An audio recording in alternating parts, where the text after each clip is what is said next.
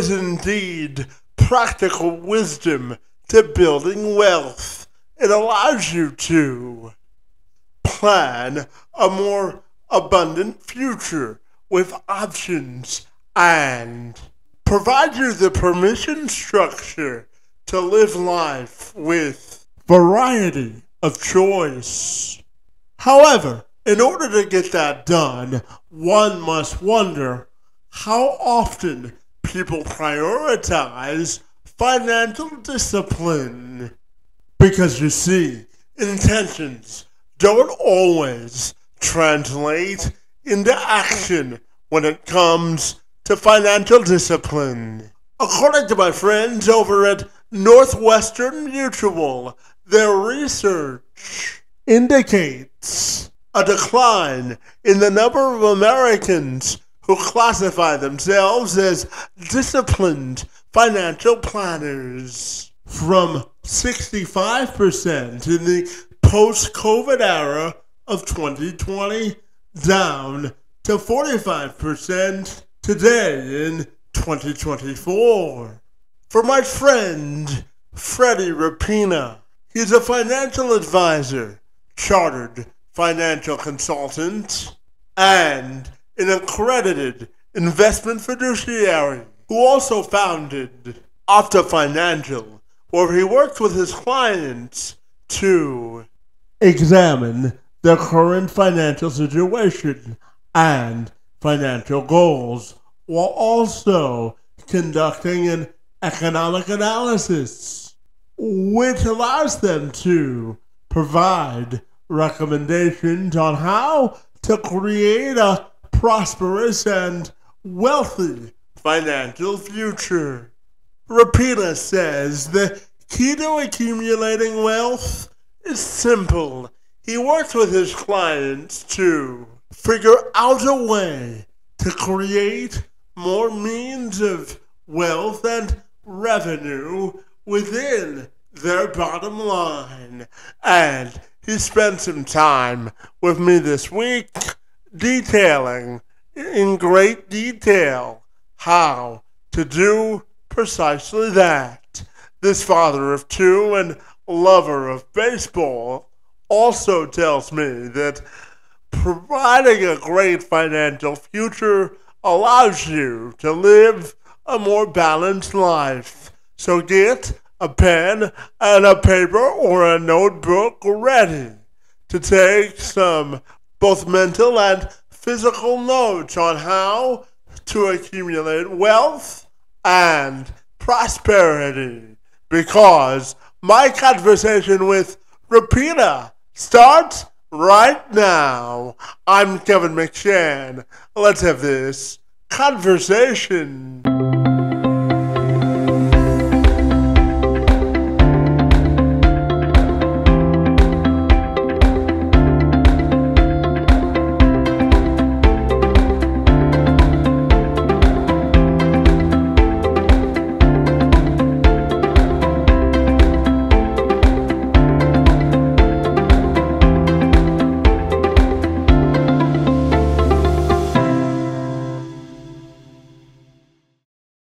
Freddie, if you're ready, I'll take a moment to welcome you to the program, and I'm super excited to learn about how you help people accomplish their financial goals. Great to see you, and thank you for a few minutes, my friend.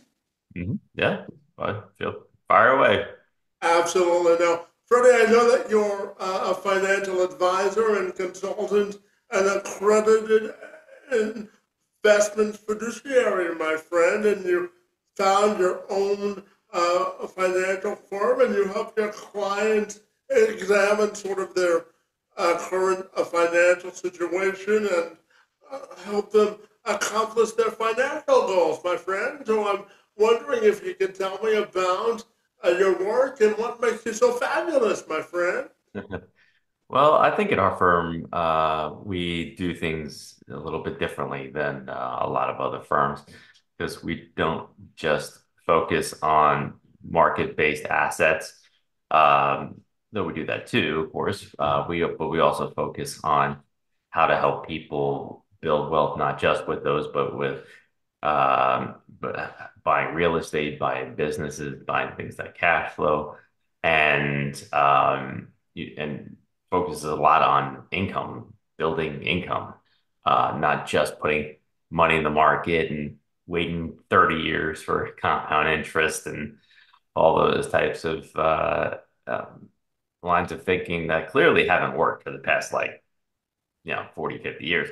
Um, the market's at all-time highs right now, and yeah, like who's getting wealthy? It's not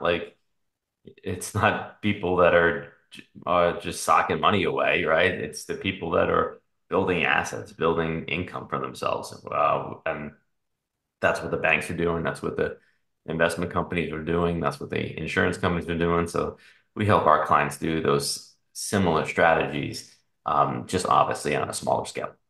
Yeah, absolutely. And I know one of the ways you help them is creating an economic analysis, my friend, and providing recommendations on how to financially plan their future. So tell me, what do you look for in an economic analysis?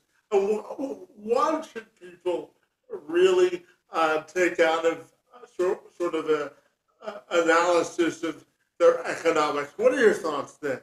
Well, one thing I think people should look at for sure is debt capacity. Okay, so if I've kind of broken this down into two different games.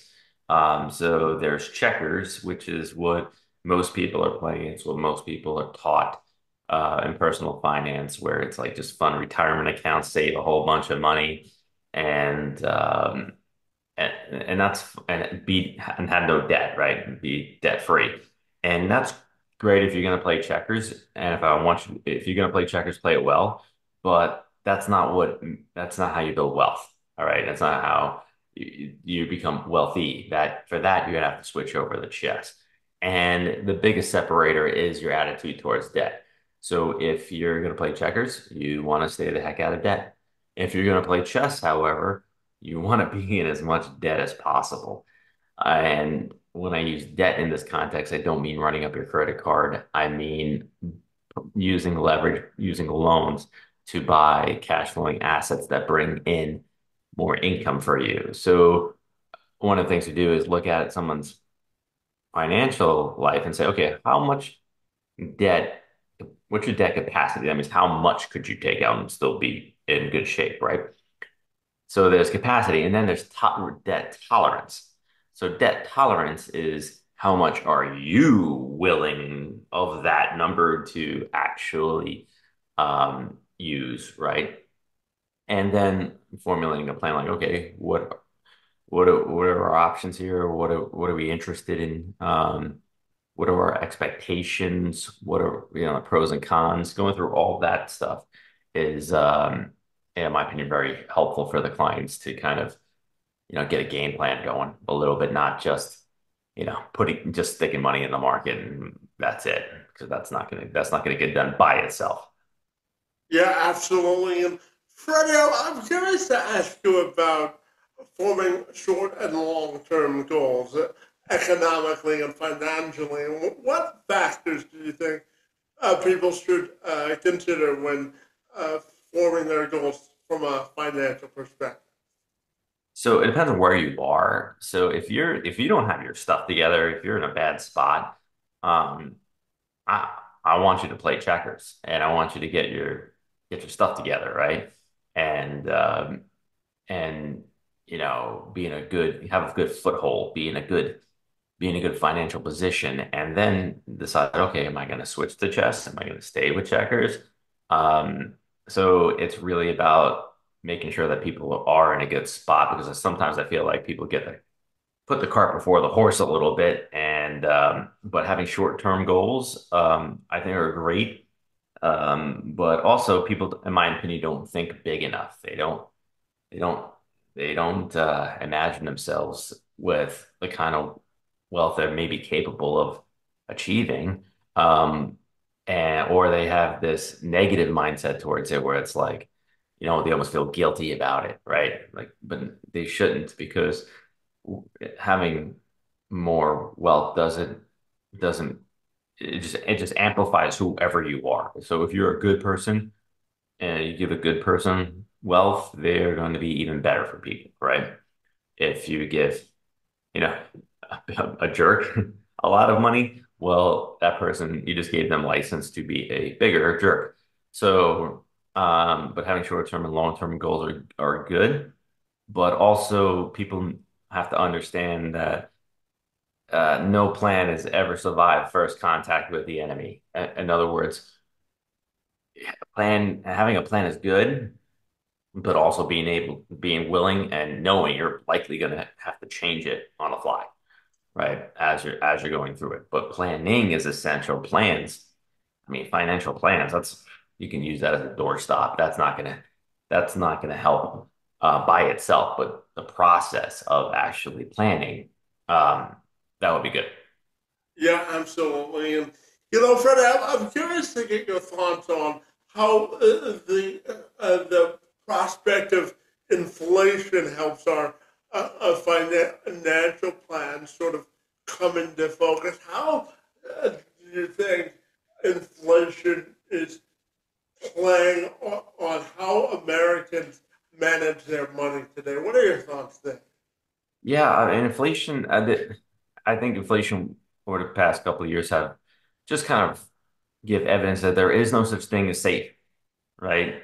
There's no, I mean, you can bury money in your backyard, think it's safe. No, it's not because of inflation, right? You can save money in a bank account, have FDIC insurance, all that, and make it safe. Like, no, because of inflation can erode the buying power of that, right?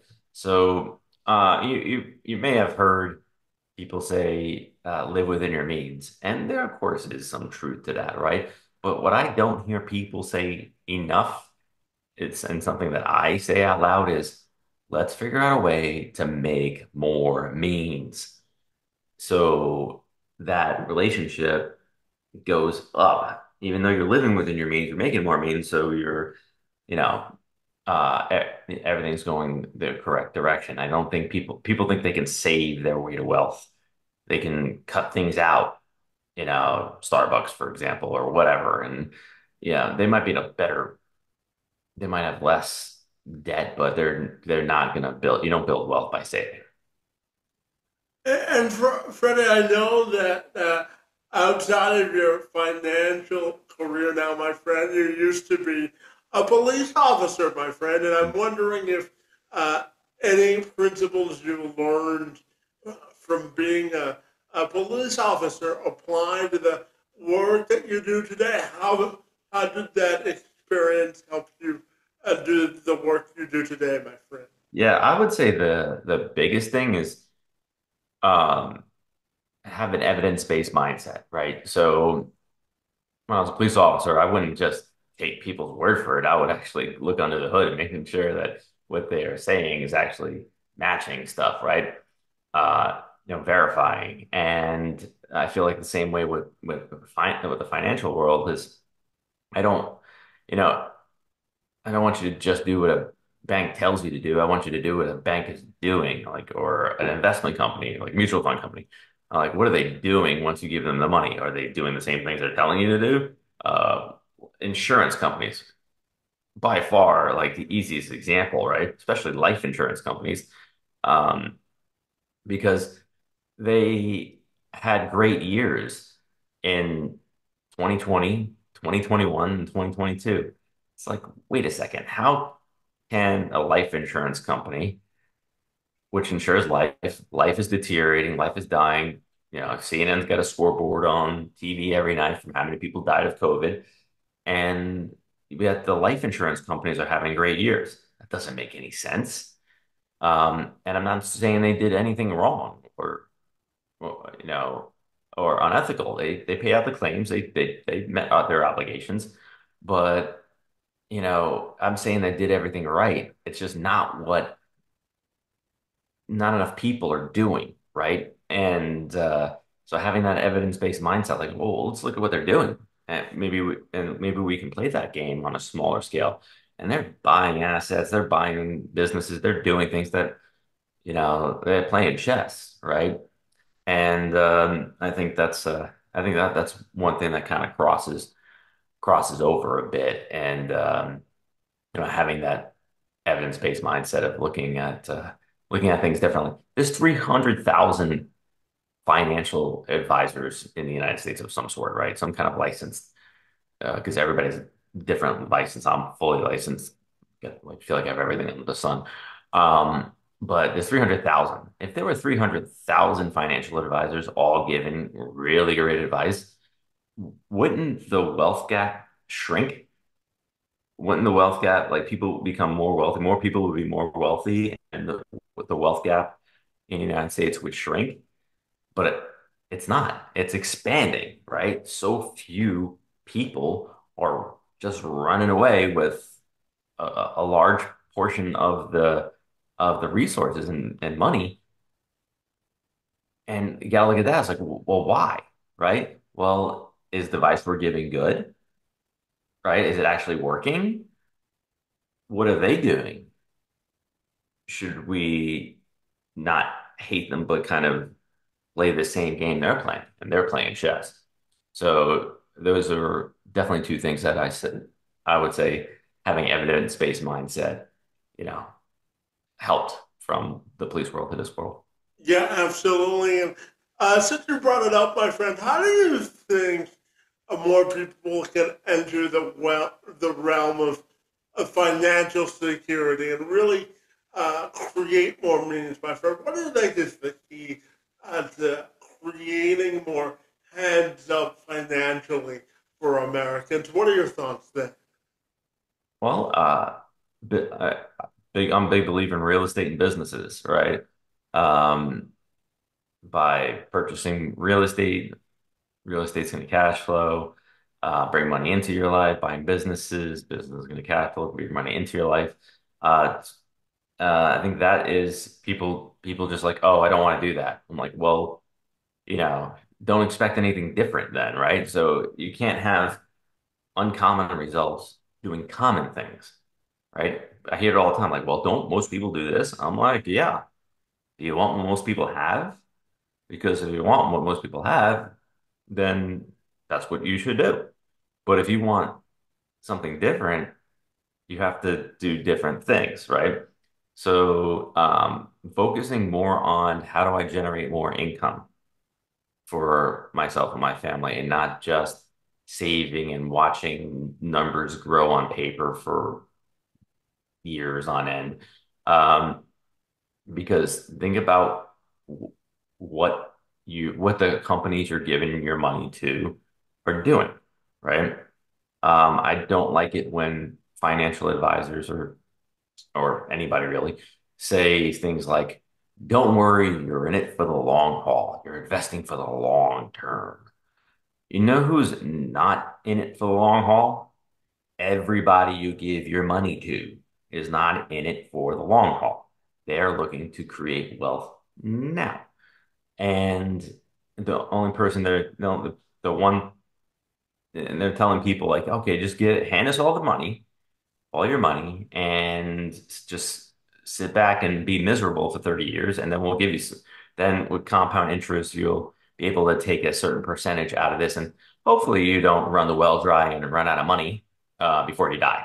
Not, I'm like, well, that game sounds terrible.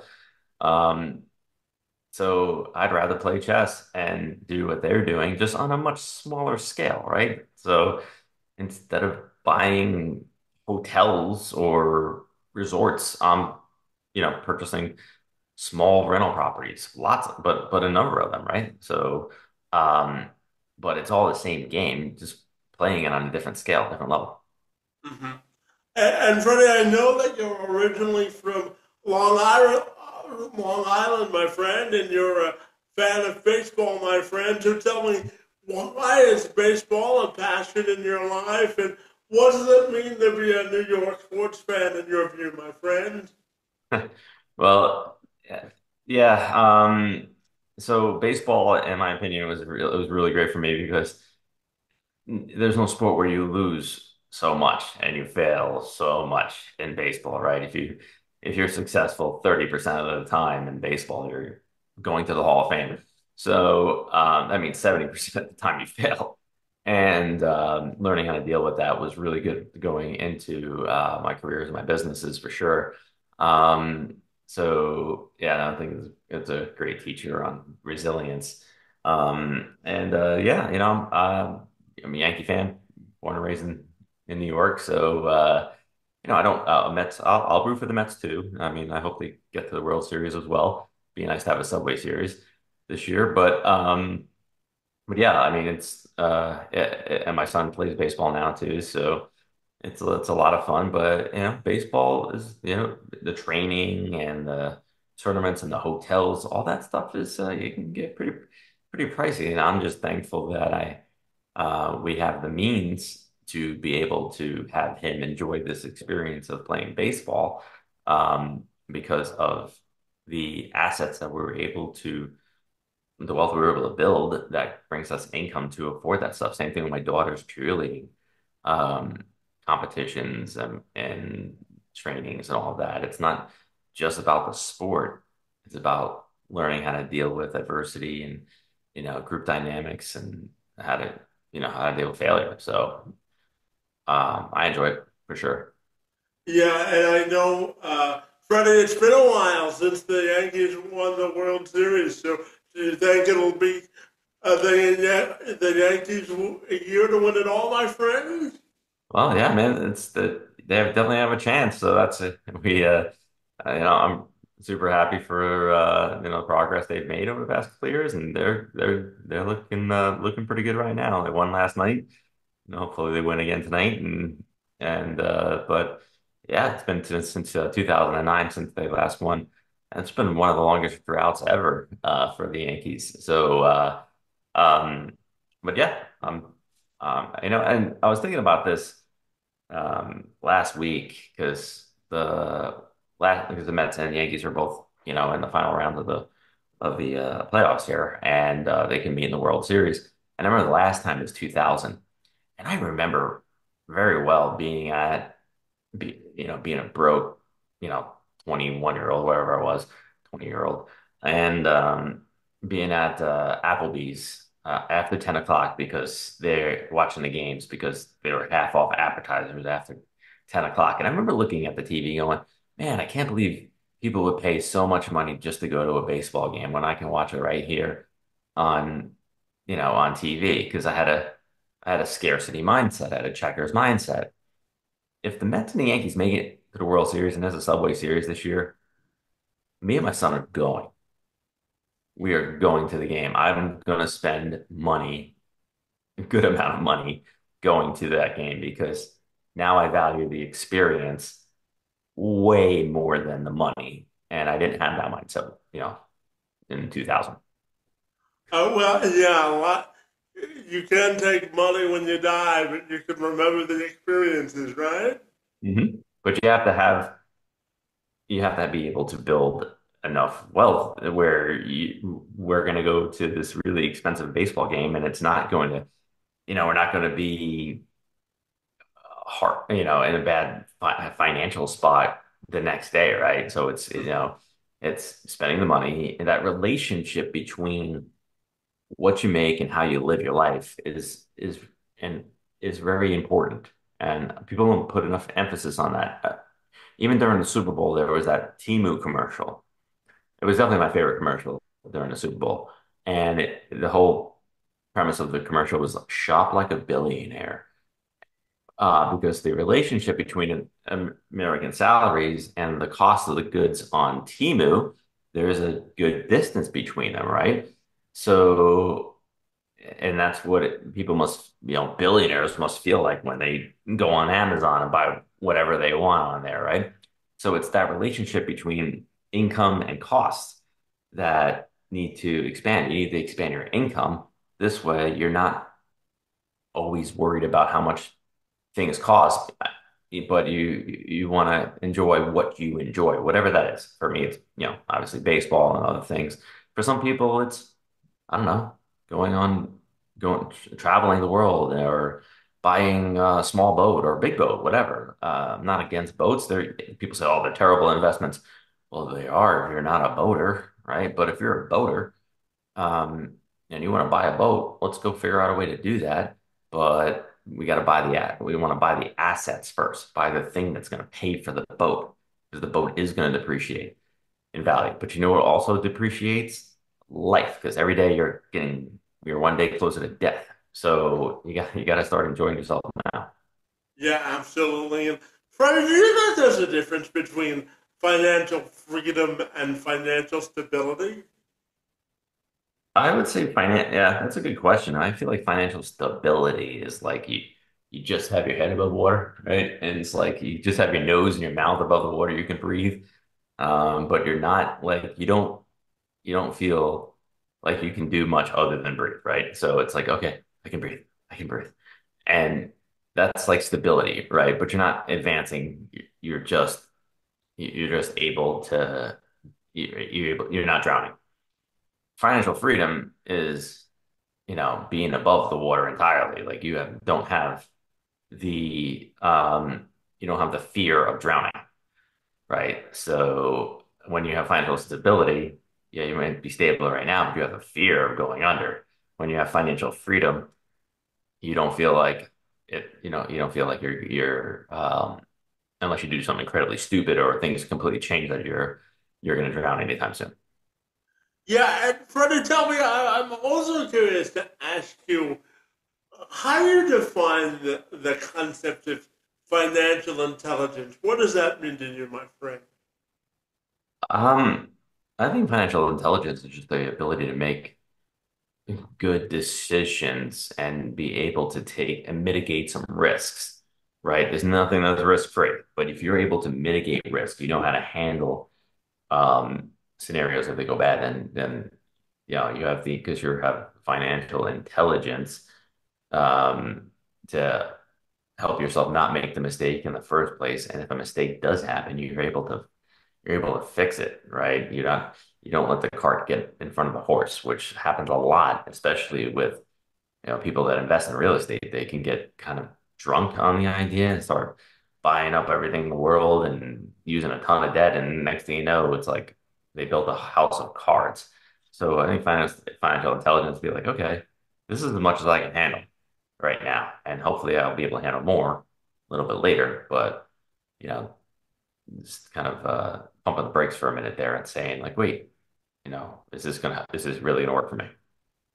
Yeah, and Freddie, how do you think Americans uh, can look at the importance of really knowing where they stand financially, and how important is it, do you think, in today's society that people really know their numbers financially in order to build wealth to do the things that they want to do outside of just paying their bills and living life day to day, my friend?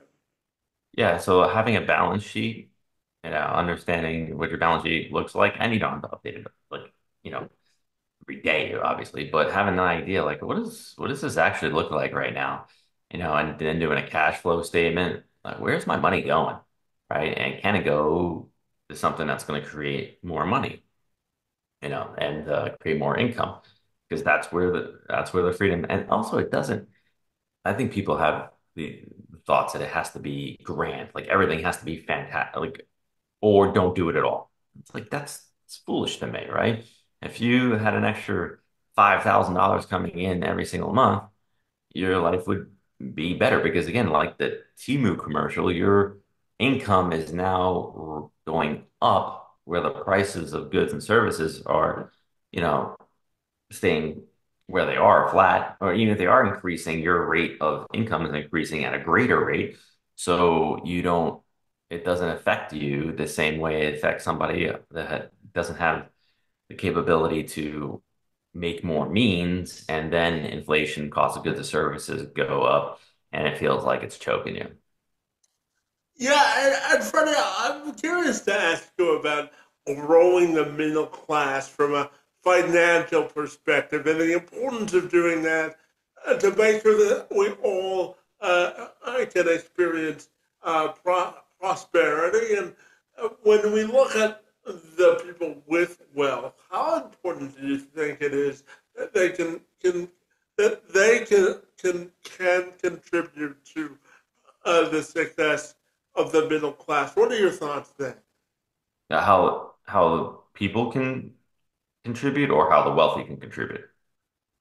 Yeah, we can take it from both angles. So, how important do you think it is to contribute to the middle class and growing the middle class? And how important is it that the wealthiest among us also contribute to the growth of the middle class? I think the biggest thing that wealthy people can do to help those that are aspiring to get to those higher levels is to tell them how they did it, right? Like give them examples and say like, okay, this is how it's possible, and just be almost like a cheerleader for them and to say like, okay, this is how I did it, or this is a way another way it can be done. There's no one right way. It can be done multiple different ways, but the important thing is to choose a way and start taking some action, right? Because if you just sit around and wait for it to happen, it's not going to. I think that's one of the biggest things that that's what people have done for me when I was younger, and they kind of told me how the game is played and how and and what are some avenues to take. So that was very great for me. Yeah, and further to that point, what do you think is the key to growing the middle class specifically? And anyone watching or listening to this, I'm also curious to your advice if they're living paycheck to paycheck, but they want to save money for a better financial future. What are your thoughts on how they can achieve that? Okay, so if they're in a space where they need to, that whole paycheck to paycheck thing, they need to figure out a way to create a surplus of money. So to be able to save, right? Save money. Whatever they have to do to do that. I mean, everybody's gonna be a little bit different there, but saving money is the first step, but it's not the step. It's not the last step. It's not the only step. Once they have the money saved and they can buy something, whether that be a car, a house that they're going to live in, or anything else, don't buy it yet. Maybe again, these are chess moves here, so um, taking this with a grain of salt. Like, I know it's a lot easier said than done, but once you have the money and you or have the income and you can take out a loan, take out the loan. Buy an asset, something that's going to produce income, produce money. All right. And then go buy the car or whatever you're going to buy, right? And have the money that's being produced by the asset make the payment on whatever the liability is, which is, in general terms, we're going to use a car as an example here. Um, This way, you get to keep your money. And if there is a problem with the asset, for whatever reason, and you need to put some money towards it, you have the money to do that. But people either they skip that step or and they just keep saving. If you just keep saving, it's kind of like picking up sand at the beach and holding it in your hand for, a long time. I mean, you're going to be beholden for a little while, but grains of sand are going to slip through your fingers. And that's how I feel like saving money goes. It just kind of falls through your fingers because people aren't producing assets to create more revenue. Yeah, and Freddie, I know you're the father of two, and I'm also curious to ask you, how do you think having kids affects the way we plan our finan- financial present and future? Oh, I love it. I mean, it's great. I'm so happy that we're able to give them, you know, the things that not only they want, but the experiences, right?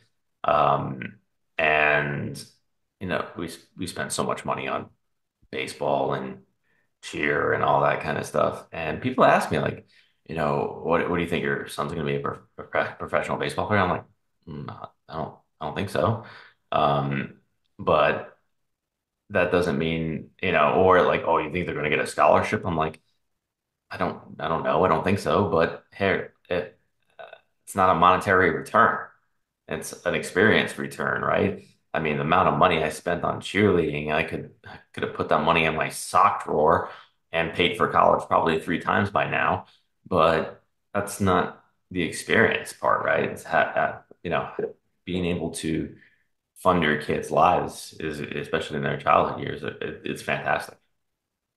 Yeah, absolutely. And Fred, I'm also curious to ask you about planning for your future from a legacy perspective. And how important do you think it is that people plan for their future, for building a legacy? How important do you think that is?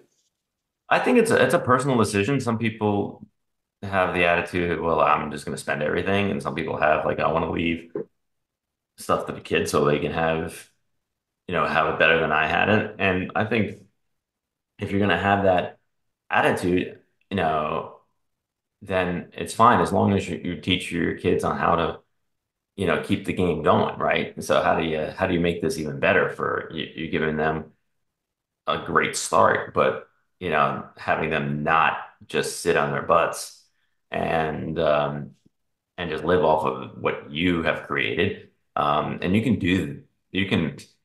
you can set that up really easily with trusts. Trusts are not just for the uber rich as people think.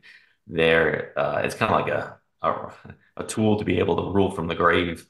And they could say things like, well, if you don't produce income for yourself, you're not getting anything for out of the trust. So so there's a lot of ways you can do it, and whatever is important to people. For me, it's very important to have legacy. We like working with clients that's important to them, but it's not a requirement. But I think too many people equate their values to just hard work, in my opinion. Like, no, it's you can work hard and do it from a position of like, okay, if I want to change something, I can change it. If my kids want to be entrepreneurs and business people, they can do that. If they want to be the best, at something else, whatever, they can. If they want to be teachers, firefighters, police officers, they can do that. They have choices. When you don't have income, you don't have wealth, you don't have a whole lot of choices. Yeah, absolutely. And that's part of the reason I know you wrote the book Playing the Wealth Game, my friend. So Mhm. tell me about the book and why you wrote it, my friend, and what do you hope people get from it, my friend? Oh, yeah, the book is, I wanted to get the message out there that there are two games in finance and, kind of which one are you playing? Which one do you want to play? Do you want to be a checkers player? Are you a checkers player? Or do you want to play chess? So it's kind of like a self-discovery book more than anything else, right? By the end of the book, you should know who you are, what game you want to play, have the correct expectations of that game, whether it's chess or checkers.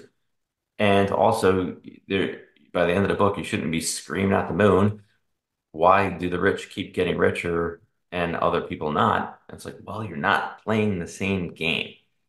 And so I definitely wanted to kind of shine a light on that a little bit. And so far, it's been getting great reviews, and people have been happy with it. I didn't want to say anything was right or wrong though, because I feel like that comes across a lot with people's opinions. And I'm like, I'm not saying checkers is wrong. I'm just saying it's checkers. And if you're going to play checkers, you got to have the right expectations. You can live a nice life. You can be happy playing checkers. You can retire, but you're not likely going to be wealthy for that. You got to play chess. Yeah, life is all about decisions and prioritizing the ones that we make that are important to us, right? So absolutely. And Mhm. Freddie, I want to end on a two-part question, and I'm curious to ask you your thoughts on the concept of financial discipline and what that means to you. And when you look at your own personal and professional legacy, my friend, how do you want that to be defined? Well, I think discipline is is just doing what needs to be done instead of maybe what you want to do. right? So you're gonna do what it takes to be successful, and sometimes there's gonna be a shiny object or something you really, some kind of temptation, and you just don't do it. It's not that you don't want to, you just don't. And so financial discipline, keeping your eye on the ball, but keeping your goals. If it's not gonna help you achieve your goal, just stay away. And for myself, I just I don't wake up every day saying, "Oh, I want to be an average wealth advisor." No, Kevin, I want to be the best in the world and improving every single day. Um, and I'm being better every day for my clients. So that's and being a good firm for other advisors as well to kind of plug into if they um, you know if they believe in similar strategies.